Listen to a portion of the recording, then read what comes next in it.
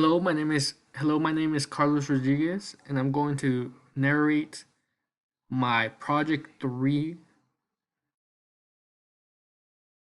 So, during high school, I wanted to experiment with sports. Due to this, I decided to join a sport my sophomore year, going to junior year. But I did not know which specific sport I wanted to join. There were more there were multiple options, but one of my friends randomly recommended wrestling, since I wanted something physical that could help push my limits. Little did I know this was going to be one hell of an experience. Thus begun my journey to a sport that took everything I had. On my first day, we trained like absolute hell. Everything in my body wanted to stop functioning. I was so tired that I was passing out while we were drilling.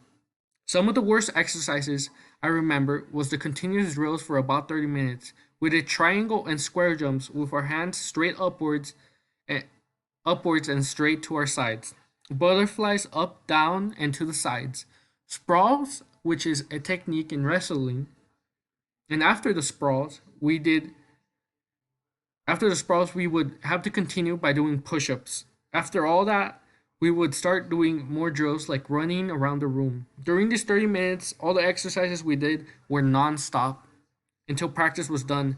If you stopped, we would just end up doing a harder exercise. I believe individually these exercises would be a piece of cake, but the problem was the lack of stamina we were building up, especially since everything was non-stop. After practice ended, I was excited to go home and sleep. I felt exhausted, but when I ended up going home, I could not sleep. I went on my day. I went with I went on with my day by doing my homework and helping around the house. But when my body finally crashed around 10 p.m., I woke up for school the next day. My body was aching. I felt the pressure from yesterday around all around my bones. Once my classes started, I could not focus, but somehow got my work done. During lunch, I wanted to fall straight asleep, but my girlfriend at the time asked me what was wrong. I told her that I was just tired, so I continued eating my lunch with her, as if I did not want it to pass out. School ended, and it was time for practice. I decided to go because I felt a commitment to myself and the sport because I finally joined the sport since I started high school. Practice once again was unbearable. My only lifeline was this poster around the room saying to try your best and the names of the state champions pinned to the walls. For some strange reason, they motivated me to continue. A week has passed by nothing changed, but no, but nothing changed. I still felt tired and was slowly losing focus in school. Then Monday hit, and I started noticing there were less people showing up. At the beginning, there was about 30 of us in a sweaty room with two wrestling mats. Now it seemed now it seemed we were missing about 5 kids. I finished practice, and that's when coach gave us the speech of a quitter. The coach told us to look to the left and look to the right. The people that stand today with you, most of them would most definitely not be there by the time December came. You know why? Because they are quitters.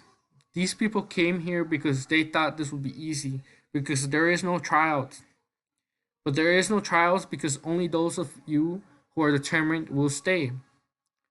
So the quitters, you can leave now, because this only gets harder.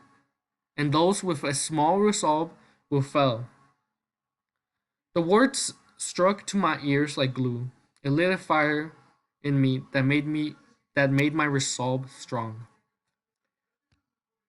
After the coach gave us the speech, I stopped complaining so much about my body and just decided to put everything into this sport.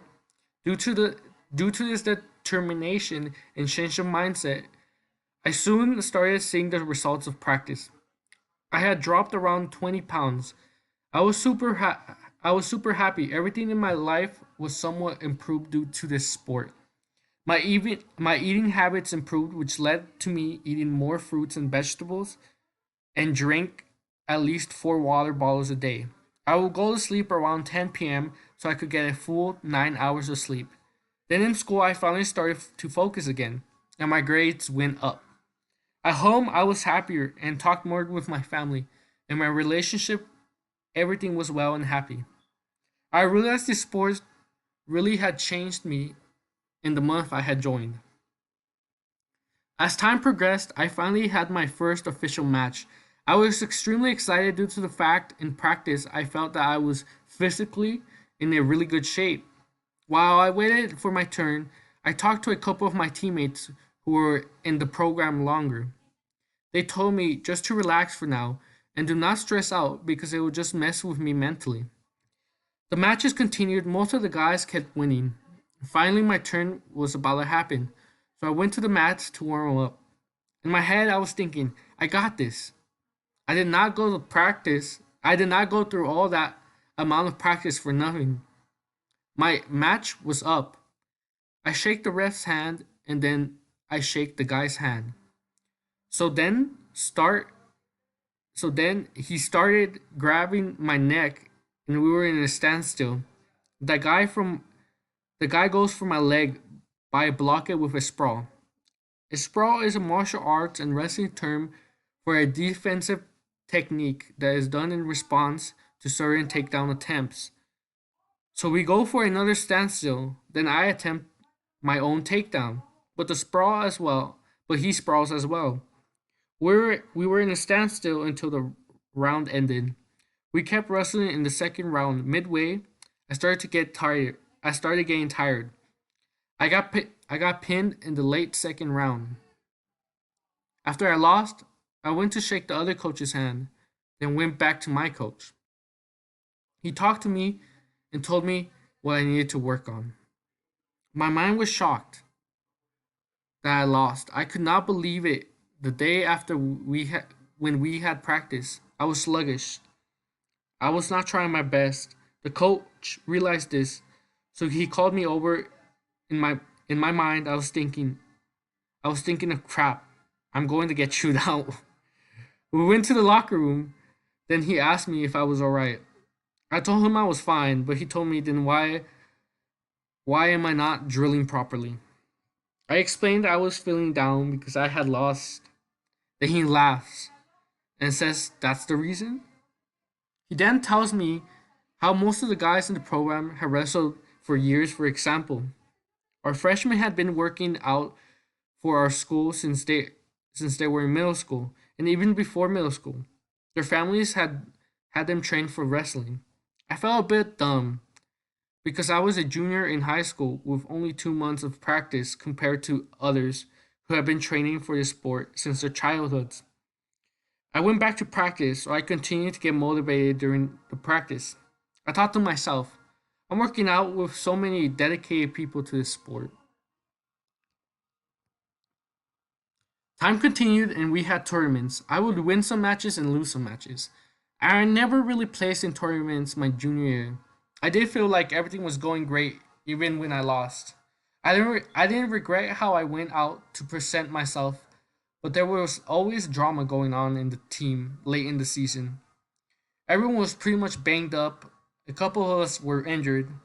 Most of the team had their own little separate groups.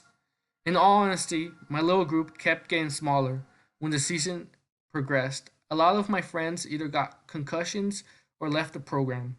I would be surprised when people would leave.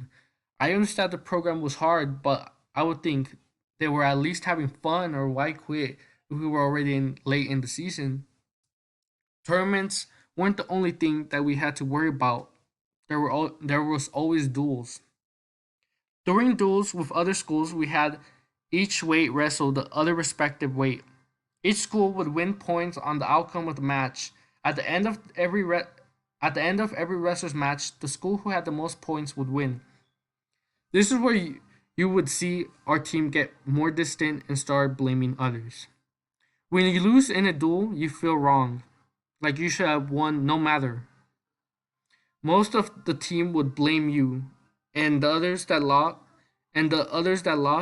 if at the end of the duel, if the whole team lost. I understand they have the right to be mad, but what I thought wasn't okay was the way they would put down the ones that lost.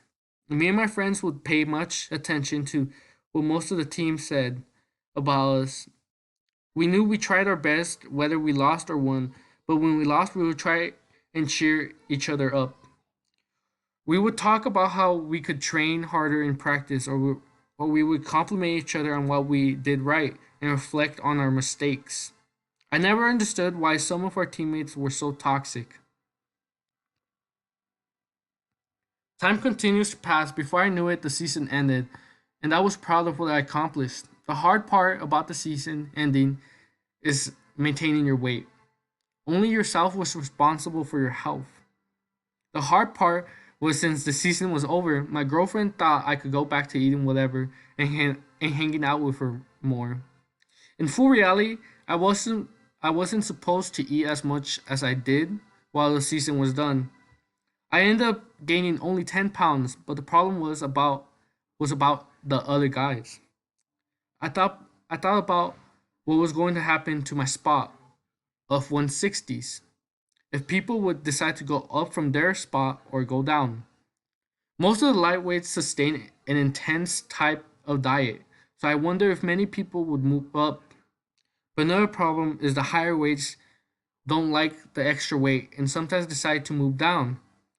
I was in the dead center of it all at 160s, which most people would consider ideal weight. My fear, my fears became reality once the new season started.